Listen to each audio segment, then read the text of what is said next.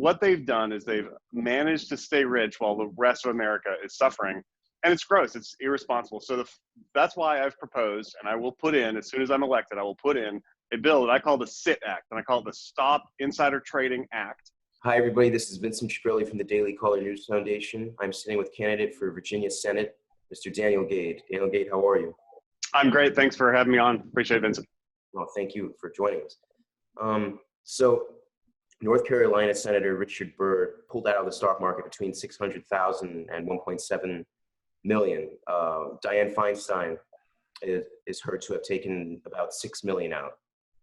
And Senator Loeffler was found to have taken out 3 million and also put a large portion of that into other stocks.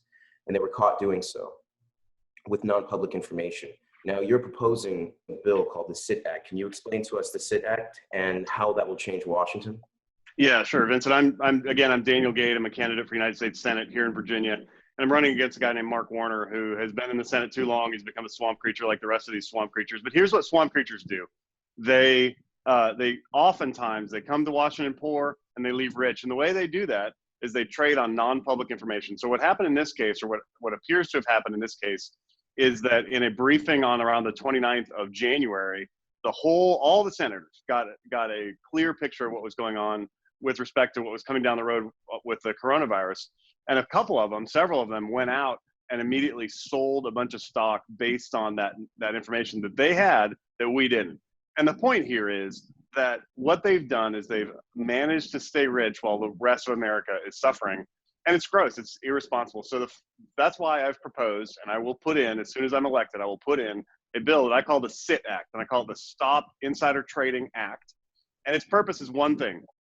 It just does one thing, and it requires every member of Congress, the moment they're elected, to put all of their assets in a blind trust. Just a blind trust. What a blind trust does is puts a manager in charge of making day-to-day trade decisions and takes the person, him or herself, out of those decisions. Because what these people did is they used non-public information that was given to them because of their position of trust, and they used it for their own benefit. And that's what's wrong with Washington, and that's one of the reasons I'm running to be the next U.S. Senator from Virginia. Mm-hmm. Should these senators be forced to resign? A great question. I think obviously the Senate Ethics Committee needs to do a full investigation. It appears that maybe one or more of them had a blind trust, in which case, no problem. I mean, seeing that there was going to be problems in the airline industry and things in January wasn't very difficult. And so selling stock based on public information, it makes complete sense. People do that all the time, no problem. But I'm more curious about whether people came out of that meeting that was non-public and made those decisions for themselves personally, and it appears that at least one of them did. And so if that's the case, if they traded on information that they had, which the rest of America didn't, then they should resign. Mm-hmm. It seems to me the most insidious of them all was probably Richard Burr, who actually voted against the Stock Act of 2012. Yeah.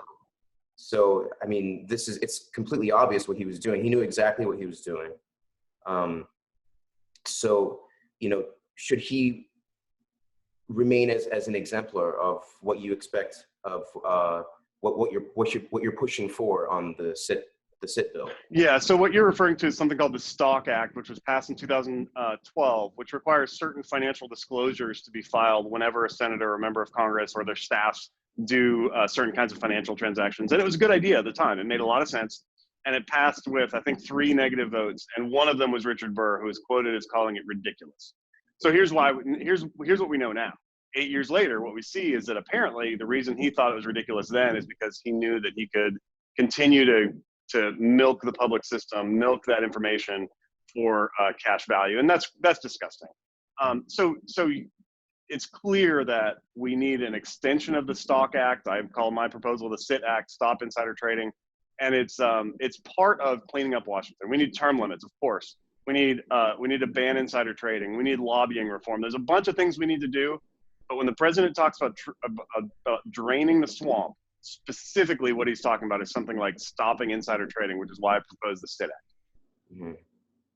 So do you think if you were to pass the SIT bill, do you think that they would still find loopholes as far as getting non-public information, still finding a way of doing such, or do you think it would impact in there would be also be a part to actually force the resignation of senators. Force them. Well, yeah, I mean, yeah, clearly. So part of it is that, you know, laws are static and human behavior is dynamic. So anytime you pass a law, somebody's going to try to find a way to worm the way around it. But in the SIT Act, we would have stiff financial penalties. We had stiff, maybe criminal penalties. I think criminal penalties are appropriate. And then possibly a way of, you know, whether that could be tied to direct removal from Congress of a member of Congress or a senator, I'm not sure, actually.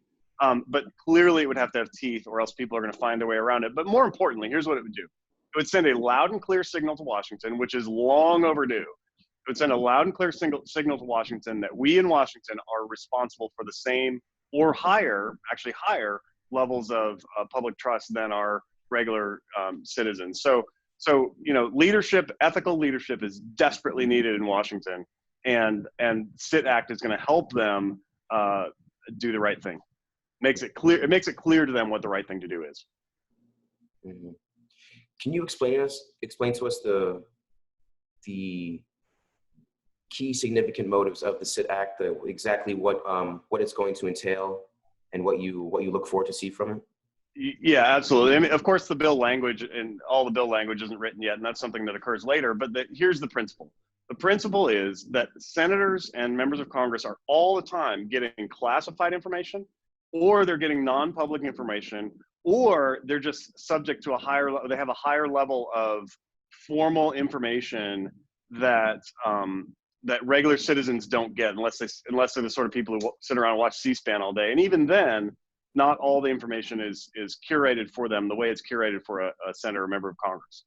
And so the idea here is simple. It's that when you accept a position of public trust, you also accept a position of responsibility. And these people have for too long come to Washington, gotten rich, and left. And it's time for that to stop. When you are a public servant, you are a servant, not a master. And what we see in Washington is too often these folks behaving as if they are above the law, and it's got to stop. So we need stiff financial penalties. We need blind trusts around financial transactions. And we need to break that culture of Washington ethics, or swamp ethics, that Mark Warner is part of, that Tim Kaine is a part of. Those are our two U.S. senators here in Virginia for the next couple of months anyway, until I beat Mark Warner. But we need a total reform of how Washington sees itself and how the American people see the members of Congress. You know, public service is service, and it requires sacrifice. And for 25 years in the United States Army, I was willing to serve and sacrifice. And as a matter of fact, I did sacrifice tremendously. I was wounded in combat twice. I lost my right leg, and yet I continued to serve. And the reason I'm running for United States Senate is to continue to serve, because I see this trust, this public trust that I'm applying for, to be an extension of what I've done for decades, which is support and defend the Constitution. So I'm willing to take the hard fights to Washington. I'm willing to do the right thing, even when it's hard. And I hope that the people of Virginia and the American people will join me in this tough fight. The way to do that is to join me on, you can join on my website or my Facebook at Gade for Virginia. GadeForVirginia.com is the Facebook or the website. I'd love to have your help, and let's win this fight together. Awesome. Thank you so much, Daniel, for joining us. Of course. Thanks for having me on. Appreciate it.